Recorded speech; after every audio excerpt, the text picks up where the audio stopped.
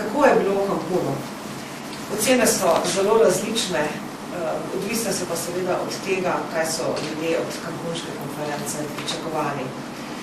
Tisti, ki zelo resno jemljajo opozorila znanstvenikov, ki delujejo v okviru Združenih narodov, vedo, da se svet odziva izredno počasi in zaradi tega seveda ne morejo biti zadovoljni.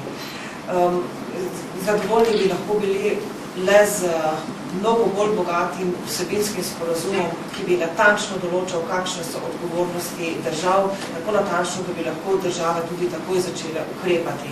Kajti znanstveniki so nas obvestili, to rekla kar skoraj da soglasno, da moramo ukrepati tako, da se bodo globalni izpusti začeli po letu 2015 zmanjševati. Ti ljudje seveda niso zadovoljni. Tisti, ki so pa spremljali mednarodna pogajanja ves čas, pa vedo, kako velike so razlike v mednarodni skupnosti, kako velike so razlike med razvitimi državami, državami v razvoju, najmanj razvitimi državami, njihovi pogledi, pričakovanja, pripravljenost ukrepati, kako velike je znanje in izkušnje. Ti pa seveda so vedeli, da bo nek sporazum izredno težko sprejeti in so zadovoljni s tem, kar se je v Cancunu zgodilo. Moram povedati, da dogovor ne bi bil mogoč, če ne bi potekal pod okriljem zelo spretnih organizatorjev. Mehičani so se zelo dobro na nek nov inovativni način lotili pogajanj in ocenjujem, da je tudi zaradi njihovega pristopa in vztrajnosti in prizadevnosti uspelo doseči nek dogovor. Kakšna je pa moja bolj podrobna ocena? Jaz menim, da je to dogovor, ki je tako naravnan, da nam je še možno doseči tist cilj, ki je bil zadan, namreč, da se globalna temperatura lahko zviša največ za 2 stopinji Celzija. Sama sem seveda tudi nezadovoljna z tem, da ni v sporazumu drugih številk v zvezi z zmanjševanjem izpustov toplogrednih plinov. Ampak vendarle, ta sporazum daje nek sistemski okvir, ki določa glavna področja, na katerih bo mednarodna skupnost delovala in ki določa tudi mehanizme, ki bodo vzpostavljeni in bodo skupni za ukrepanje, določa tudi roke in zelo pomembno se mi zdi, določa tudi finančni okvir. Dobro se mi zdi to, da sporazum resnično odslikava tisto, kar je bilo lani sprejeto v Kopenhavnu, kar pomeni, da je to nek kontinuiran proces in da torej vlade, politiki ne računajo ali kalkulirajo s tem procesom na tak način, da bi se recimo v naslednjo leto bi bilo možno kreniti v drugo smer ali v malce drugačno smer. Se pravi, to je kontinuiran proces, tisto, kar je sprejeto, se upošteva. Zdaj, če bo vprašanje, če vas zanima bolj natančno, kaj je bilo sprejeto, bom morda potem razložila, da ne bom zdaj predolga. Morda zaključim odgovor na to vprašanje predvsem s tem, da je moja ocena tudi to, da zdaj se je pa ukrepanje resnično začelo. Potem, ko je bil ta sporazum sprejet, mednarodna skupnost dejansko bo začela z ukrepanjem, kajti natančno je navedeno, kaj morajo posamezne vlade narediti in kaj mora narediti mednarodna skupnost. Pripraviti se morajo začeti delovni dokumenti, akcijski načrti, vzpostavljena bo inštitucionalna osnova za delo. Zdaj, kaj pa to pomeni za Evropsko unijo in za Slovenijo? Za Evropsko unijo pomeni, da je to vendarle rezultat naših dolgoletnih prizadevanj, da moramo na področju podnebnih sprememb bolj korenito ukrepati kot mednarodna skupnost. In pomeni tudi, da smo z atraktivnim podnebno-energetskim paketom, ki je zakonodajni paket, šli v pravo smer. Pomeni pa tudi, da moramo v nadaljevanju zelo paziti, da bomo sicer sledili svojim podnebnim ciljem, svoji smeri trajnostnega razvoja, hkrati pa se ne preveč oddaljili od ostalih. In s tem imam v mislih tudi vse nove pobude, ki prihajajo za sprejemanje nove in nove zakonodaje na tem področju. Menim, da smo ogromno zakonodajnih zahtev sprejeli v zadnjih 2 letih in da se moramo zdaj predvsem posvetiti izvajanju zakonodaje. Pri Sloveniji bi pa rekla, da je pa stvar nekoliko drugačna. Slovenija se z zakonodajo temu procesu še nikakor ni prilagodila. Sprejeli smo sicer zahteve, ki jih od nas terja skupna evropska zakonodaja. To so zahteve v zvezi z deležem obnovljivih virov energije, pa zahteve glede zmanjšanja izpustov toplogrednih plinov, ampak nobenega drugega dokumenta ni, ki bi me prepričeval o tem, da smo mi res krenili na pot trajnostnega razvoja. Nujno potrebujemo strategijo za ukrepanje na področju podnebnih sprememb. Vlada se je odločila sicer za nekoliko drugačen pristop, da bo sprejela zakon o podnebnih spremembah. In rekla bi tako, v redu, možen je tudi drugi pristop, ampak nekaj pa potrebujemo. In jaz mislim, da je že res za Slovenijo skrajni čas, da tu ukrepamo tako, da bomo igrali proaktivno vlogo in da ne bomo imeli čez nekaj let težav s tem, da bomo prekomerno onesnaževali okolje, hkrati pa Evropski uniji plačevali kazni.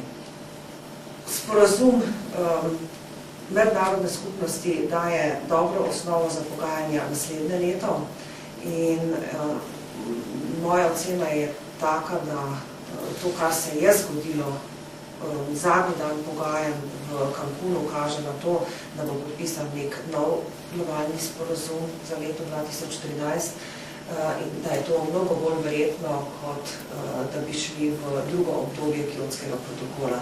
Kajti, če primerjam obe dve vzporedni poti, po katerih smo šli, smo na področju novega mednarodnega sporazuma letos dosegli mnogo več kot na področju nadaljevanja Kjotskega sporazuma po izteku njegove veljavnosti leta 2012.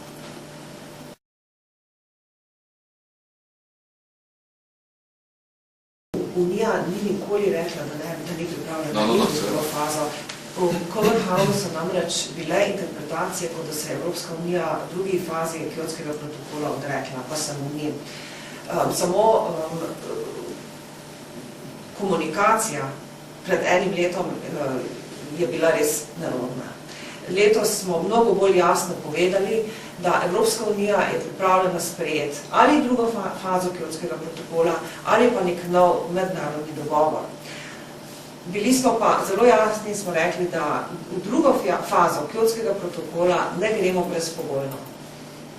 In sicer je bil en pogoj ta, da so vse glavne onesnaževalke države, ki najbolj onesnažujejo okolje, tudi vpete v ta sporazum in imajo svoje odgovornosti.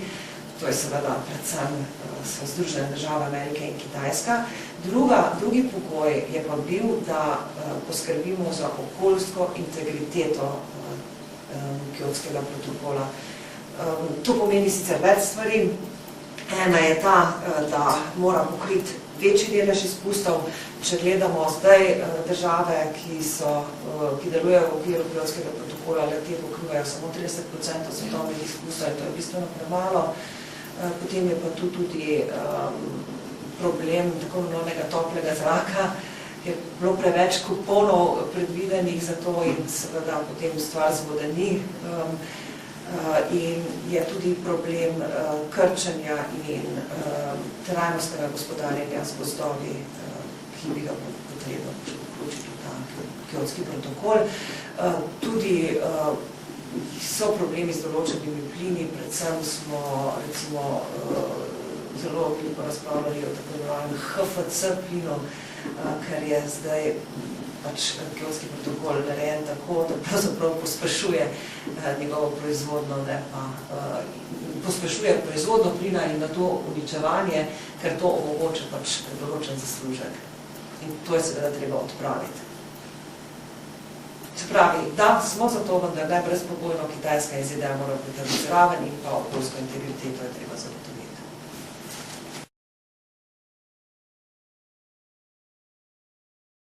Kakšen nov sporazum zelo dobro določa ta sporazum zdaj. V njem je zelo dovolj dobro napisano, kaj se pričakuje naslednje leto in sicer določitev izpustov, ki bi bili še dovoljeni in potem priprava delovnih načrtov na področju omejevanja izpustov, na področju prilagajanja izpustov, za prenos tehnologij, za gospodarjenje z gozdovi, za finančne vire. Vse to bo moralo biti natančneje specificirano v naslednjem sporazumu. Zdaj, kako bo Evropa ukrepala? Odvisno od tega, kaj bomo obljubili. In mi smo zaenkrat obljubili svetovni skupnosti 20% izpustov in zato pripravljamo akcijske načrte. Zdaj, če bomo šli 30%, bomo morali svoje akcijske načrte seveda upraviti. Unija seveda mora izpolniti, če damo kaj nas, moramo izpolniti svoje zaveze. To je zaveza prvega tega Kjotskega protokola do leta 2013 in moramo izpolniti svoje zaveze, ki jih imamo v svoji notranji interni zakonodaji. Zdaj, kaj bo pa po letu 2012, se pravi od 2013 dalje, je pa odvisno od tega, kaj se bomo dogovorili. Če se bomo dogovorili za Kjotski protokol, njegovo nadaljevanje bomo morali izpolnjevati tiste zahteve, če se bomo dogovorili za nov sporazum, bomo morali po tem sporazumu izpolnjevati zahteve. Medtem ko pa CDM, pa JTI, sta pa samo neka tržna mehanizma, da Evropska unija lažje izpolnjuje zahteve. Da lahko se države recimo odločijo, da bodo vlagale v razvoj čistih tehnologij v tretjih državah, da to sofinancirajo in da se jim to tudi upošteva kot neko varčevanje pri izpustih. In ta dva mehanizma sta vezana na Kjotski protokol. Je pa tudi v dokumentu, ki je bil zdaj v Cancunu sprejet, določeno, da je potrebno do naslednjega sestanka konference v Afriki pripraviti predlog, kateri bi bili možni tržni mehanizmi, ki bi spodbujali razvite države, da bi izpolnjevale, da bi izpolnile ambiciozne cilje, ki si jih bodo morale zastaviti za naprej. Tako da tržni mehanizmom mislim, da se bo nemogoče odreči. Zaradi tega, ker bodo tudi vlaganja prevelika.